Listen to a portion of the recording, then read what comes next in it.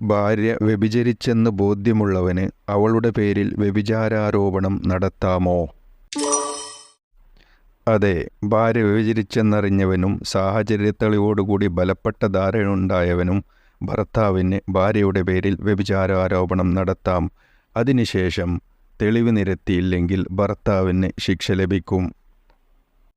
ഭാര്യ പ്രസവിച്ച കുട്ടി തൻ്റേതല്ലെന്ന് ബോധ്യമുള്ള ഭർത്താവിന് ആ കുട്ടിയെ നിഷേധിക്കാമോ? ഉത്തരം: നിഷേധിക്കാം. ഉടനെ നിഷേധിക്കൽ നിർബന്ധമാണ്, അല്ലെങ്കിൽ കുട്ടിയെ അവനിലേക്ക് ചേർക്കപ്പെടും. ഭാര്യ പ്രസവിച്ച കുട്ടി തൻ്റേതല്ലെന്ന് എങ്ങനെ ഉറപ്പാവുക?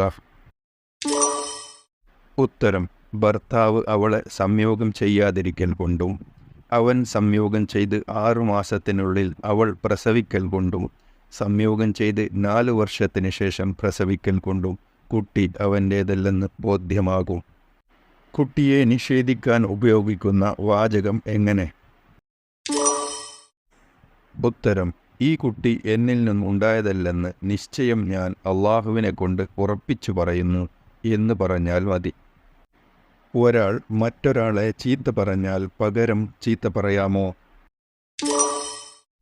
ഉത്തരം: കളവും അപവാദവും ഇല്ലാതെ അതേ കണക്കിൽ അങ്ങോട്ടും ചീത്ത പറയൽ അനുവദനീയമാണ്. പകരം ചീത്ത പറയാതിരിക്കലാണ് ഏറ്റവും ഉത്തമം. മദ്യപാനം നിഷിദ്ധമാണല്ലോ, അതിൻ്റെ ശിക്ഷയെന്ത്? ഉത്തരം: മദ്യപാനം ഹറാമാണെന്നും അറിവുള്ള പ്രായപൂർത്തിയും ബുദ്ധിയുമുള്ളവൻ സ്വാഷ്ടപ്രകാരം ചികിത്സാവശ്യാർത്ഥമല്ലാതെ മദ്യപിച്ചാൽ ഇസ്ലാമിക ജഡ്ജിയോ അവൻ്റെ പ്രതിനിധിയോ അവനെ ഹദ്ദ് അടിക്കണം. ഹദ്ദ് അടിയുടെ കണക്ക് എത്ര?